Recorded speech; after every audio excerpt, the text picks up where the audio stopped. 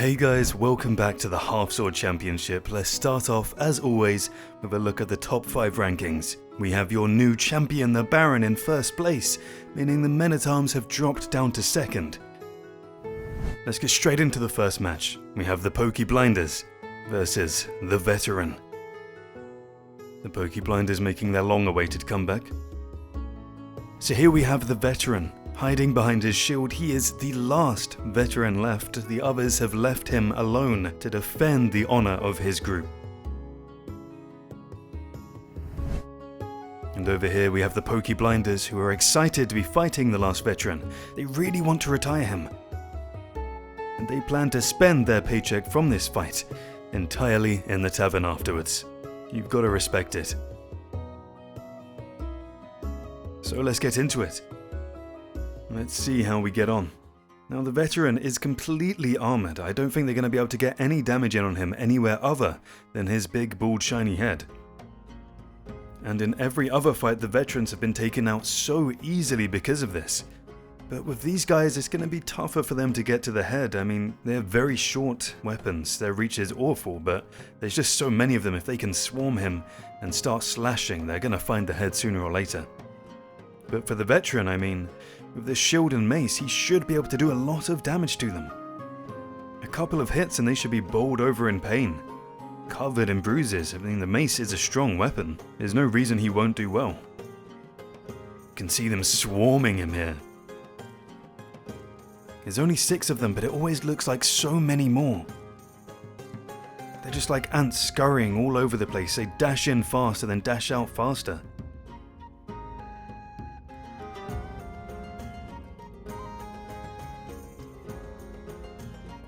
It looks like one of the Pokey Blinders is out of the fight already, and the rest are covered in bruises, you can see.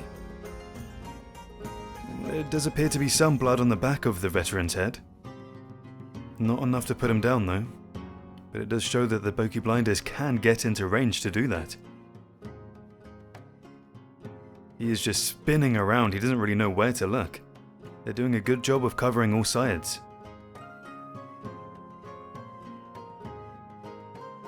He's going to have to start putting in some work to get more of them down here. I think it's only a matter of time before a lucky slash gets to him and he goes down. He's going to have to start picking up the pace.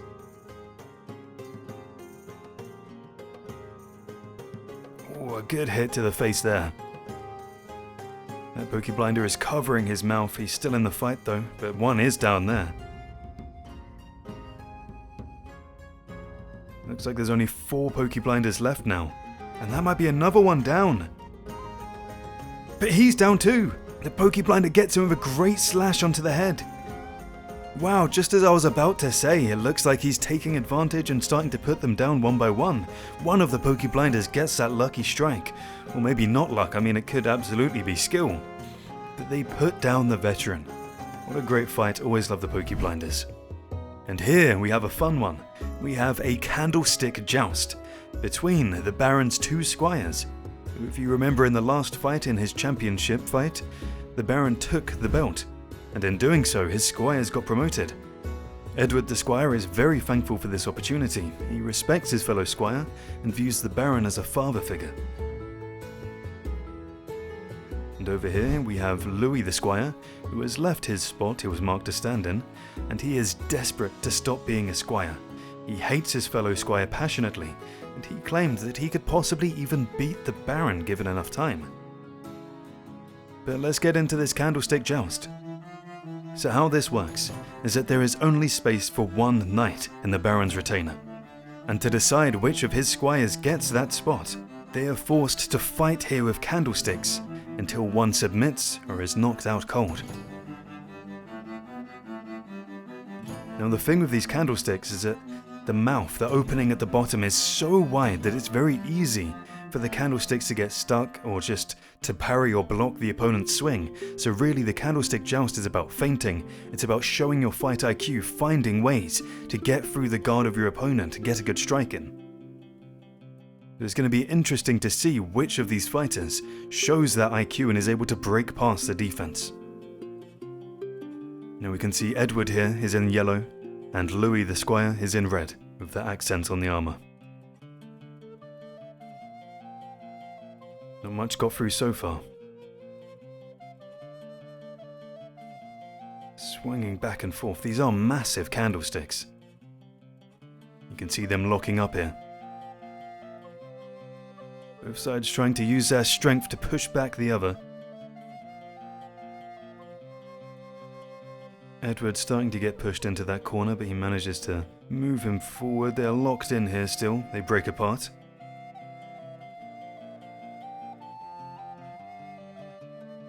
Oh, some blood comes out there. I think Louis just got the candlestick in around the wrist of Edward and managed to get some blood out. It doesn't seem to be a big hit. He's swinging the same. But nonetheless, that's a good start from Louis.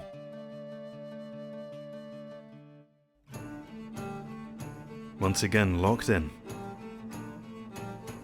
They're both being very patient and slow. I think both are aware of the opportunity they have and they are not looking to waste their chance.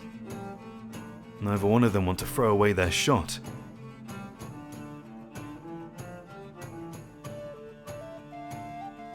Now the Baron is guaranteed to be somewhere in the audience watching. He himself is obviously fighting later on.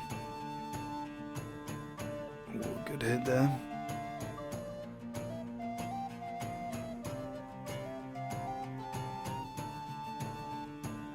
This is also both of their first times being fully decked out in the armor. The Baron let them both use armor from his armory.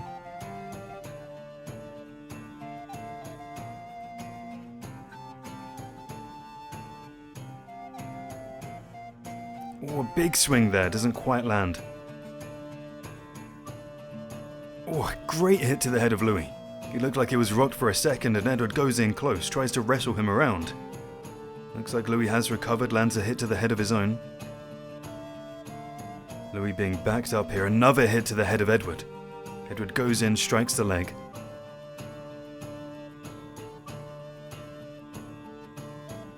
Louis getting caught up on the fence a bit there, takes a hit to the head. Edward tries to throw another, it doesn't land, swinging either side of the head. Oh, a great hit to the head there. He's dropped the candlestick. This could be a big opportunity for Edward, but he just doesn't capitalize on it. I'm not sure what happens there, he gets stuck on the fence or something, but he just doesn't manage to do anything, whilst Louis had dropped the candlestick. That was a massive opportunity. Looks like Louis is still down a bit, both of them sort of rocked there, dropping to their knees a bit. It looks like they've both mostly recovered, but that was a tough one. Looks like Louis has turned around, I'm not sure why. He is right back into it, half swording the candlestick, gets in real close. And now it's Edward who has dropped the candlestick. He reaches over, he's trying to get back to it, but Louis is doing a great job of keeping him back. You just can't get to it, what's going on? His feet are off the ground. He's hanging onto the fence by his head there. Okay, it looks like there's a bit of disruption here, neither one want to move. We're going to get involved and move them back to a spot where they can continue. So they're both in an equal spot here.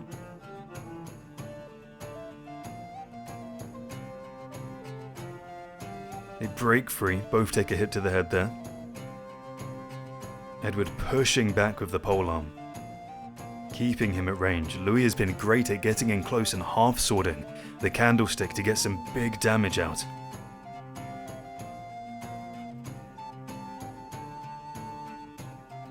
But Edward, for his part, has been doing great at landing the longer range strikes to the head. He's had a few times where he's really rocked Louis with a strike to the head. Like there, he's just landed a good one. Louis returns with his own.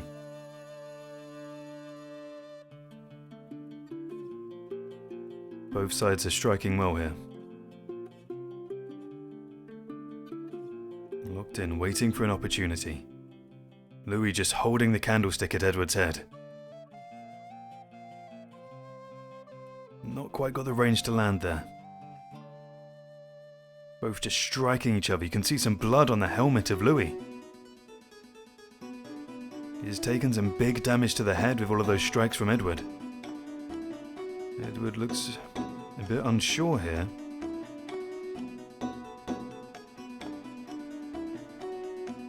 They're locked in again, looking for an opportunity. Can't quite get through the block. Louis is being backed into this corner.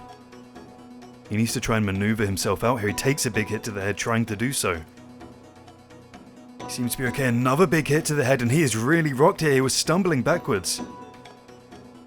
He manages to get a good hit of his own off, and I think he's fully recovered here. It looks like he has for the most part, but he's dropped the candlestick, and Edward goes in fast, trying to take advantage, but Louis manages to get it back up. He's taken another hit to the head, and he is swaying backwards all the way, stumbling all over the place. He is backed right into this corner again, and Edward goes in, pressing that candlestick into him. But Louis has recovered, and now it's Edward who is backed up against the fence. And it looks like he's stumbling all over the place, and he's dropped the candlestick. He has turned his back against the wall, and I think he's given up. I think that's it. He's conceded. And Louis has won the candlestick match. Great work from both of them. That was a really exciting end to the fight. Could have been anyone's match. And into the next one, we have the Men-at-Arms versus the Axe Murderers.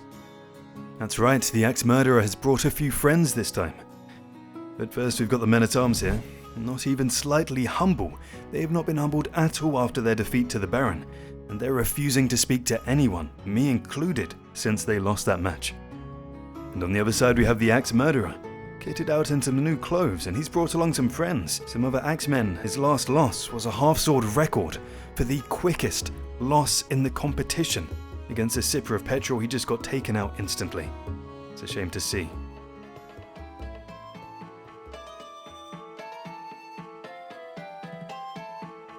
Some Axemen taking some damage early here.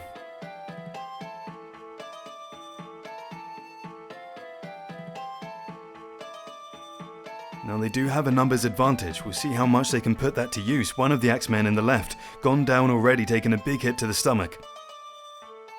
The Axe Murderer trying to assist his Axemen. And what was that? Oh, a great move from the Men-at-Arms. With the longsword, he just takes it in half-swording position and swipes through, landing on the neck of the Axeman. And he's just taken down the other as well. Fantastic skill display from him. And the only one left is the Axe Murderer himself against two Men-at-Arms. I'm not quite sure where the other has run off to. The Axe Murderer has an incredibly hard challenge in front of him. He's landed a couple good hits to the head but not managed to get past the armor. He's going to have to put in a lot of work if he wants to get these two down.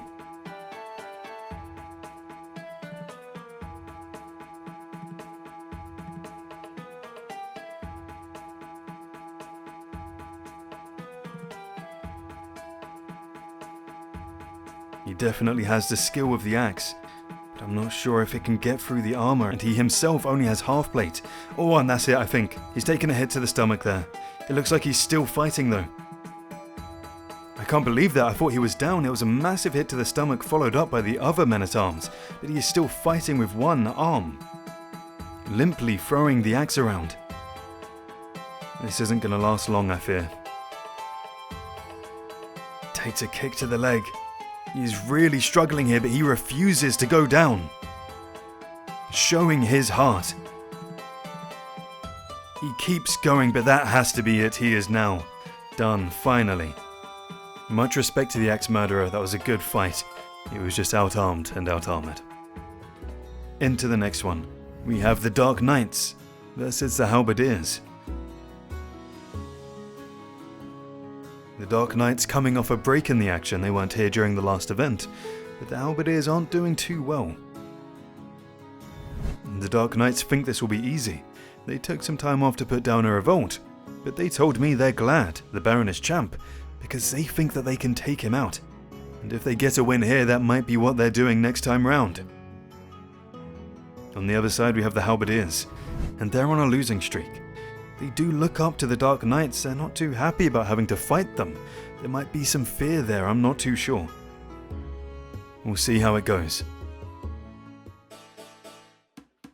The range advantage from the Halberdiers is obviously the most important thing here for them. If they can keep their range, the one-handed axes of the Dark Knights won't be able to do anything to them. They just need to keep them at bay, keep poking, keep striking, find that gap in the armor, and put them down.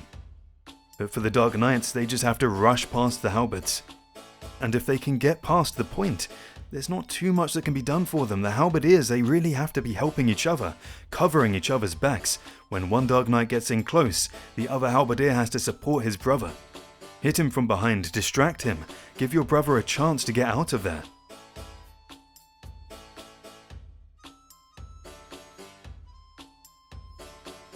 Looks like there's some fire being made on one of the Dark Knights and Halberdiers here, the sparks flying off that, creating a little sun. Some blood on the blade of the Dark Knight here.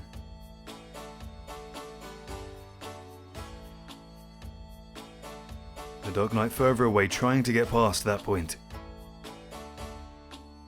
The one closest to us is taking his time, playing slow, blocking the strikes of the Halberdier, trying to wait until he can rush past and get in. The Halberdier bouncing off the fence there. The Dark Knight is being really patient here. But when at times like that, when the Halberdier's halberd gets stuck, he can really go in and find that gap in the armor. The Halberdiers do have a lot of space for an axe to get through. And all it will take is one slice for a Halberdier to go down. Those axes are incredibly sharp, and we've seen many times what they can do. The Dark Knight looks like his axe is stuck in his shield a bit here. Not too sure what's going on there. Looks like he's just rocking with it though, he's using it as a new improvised weapon. Well, it seems like he has freed it.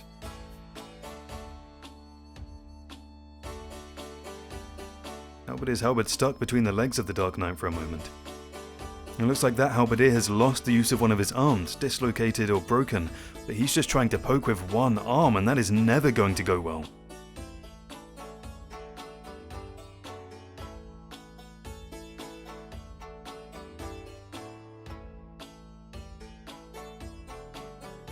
Dark Knight taking a hit to the chin there, acting as if nothing happened.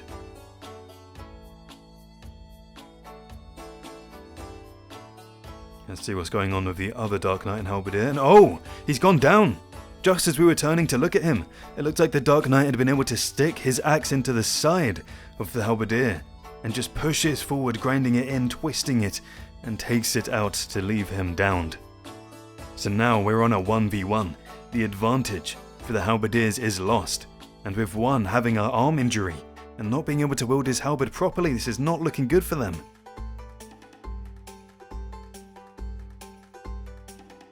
If you're enjoying this video, make sure to subscribe, maybe even like and comment if you're feeling generous.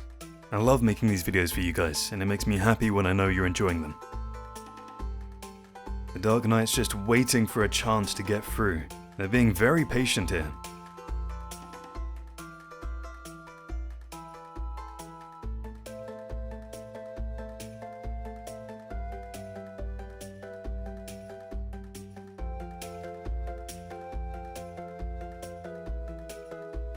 Not being too aggressive at all, taking their time, keeping their shields up high and making sure they themselves don't take any damage.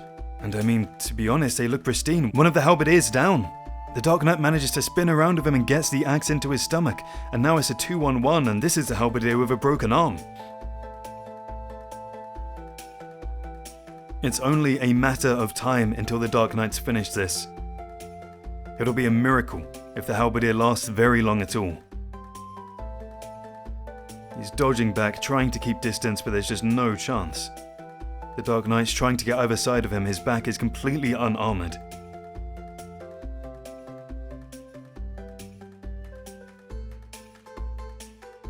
But they're struggling to get through.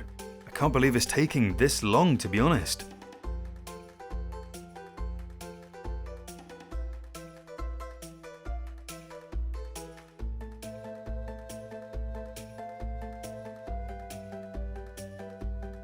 And that might be it.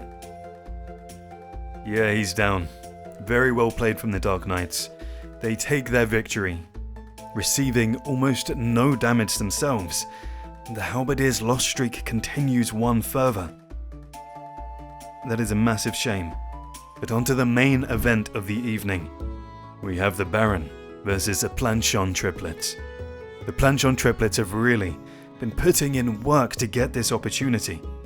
They've been fighting their hearts out every single time. But the Baron, he now has the best record in the Half-Sword Championship, and because of that he considers himself the GOAT. And here we have the Plançons triplets. They are in their prime. They would have preferred a different champ to have to fight, namely the men-at-arms they thought they would have better odds against. But they are against the Baron nonetheless, and this is who they have to deal with. The three take positions either side of him. This is great, this is exactly what they want to do. Surround him, make it so that he doesn't know where to look. But the Baron with his fight IQ has already changed that, and they are now in front of him. He can face them all directly.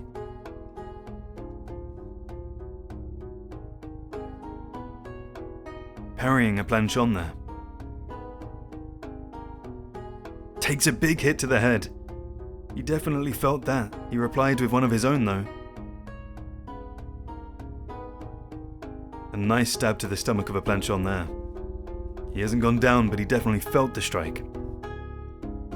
Oh, the Baron taking a big hit there. He was stumbling to the side. It looks like he's still stumbling a bit. He manages to recover, but that was a great strike from the Plançons triplets.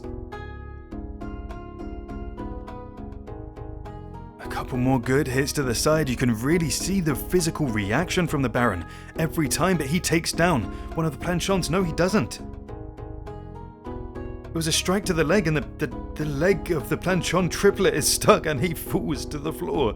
I have nothing to say about that. That Plançon triplet is going to hate that clip when he looks back later. Incredibly embarrassing, but they go on. And the Baron grabbing the Plançon by the throat there. I can't believe that. He's fighting incredibly aggressively, getting in real close, trying to do a lot of damage. The Plançon pinning the Baron against the fence. His brothers don't manage to do much about it though. Baron has been taking these strikes to the head. He takes another one there. His head rocks back, but he recovers in no time at all. That Plançon triplet on the right, his leg is incredibly compromised here. A great combo from the Baron. He lands a massive strike to the side of one of the Plançon triplets, swings round to the other one and catches him on the side, and then back round to the first, putting him down. There are now only 2 Plançon triplets left. The Baron, for his part, has taken some massive hits, but he just keeps going. His pace hasn't dropped off at all. He is still fighting as fast, as aggressive as he was when the bell first rang.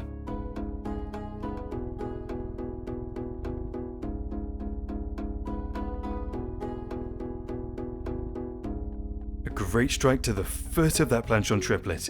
He's still in the fight though. One thing you have to admit with the Plançon triplets, they can take damage well. Despite having almost no armor, especially compared to the Baron or the Dark Knights, they are able to stay in these fights for so long purely because of their toughness.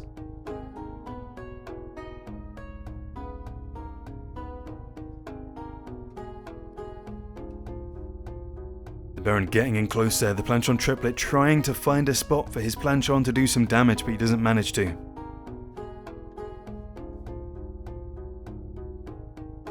The Baron dealing with both of them. The greatsword of the Baron is just so long that the Plançon triplets don't really have a range advantage. He is able to keep them at his range.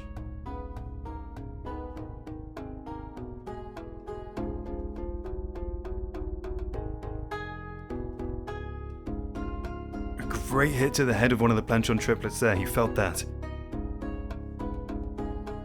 And I think that is one down. That absolutely is one of them down. A massive swing from the Baron there, and that is all that it takes for him to just take some limbs apart. It is brutal when the Baron lands right. There is nothing you can do. A great hit to the arm or side there. And the Plançon triplet looks like that arm is out of commission now. The Baron must have broken it with that swing. Incredible work. He's really going to struggle here. He's not even swinging, and it's only a matter of time before the Baron just gets in with a good cut. Baron half-swording it to getting close, and that has to be it. He grabs him at the same time, pulling him to the floor, whilst he's just soaring away in half-swording position. And that is it. The fight is over. The Baron has won. Thank you all for watching the Half-Sword Championship. I hope you enjoyed, and as always a massive shout out to our channel members, Toru and Schlub. I'll see you in the next one. Goodbye.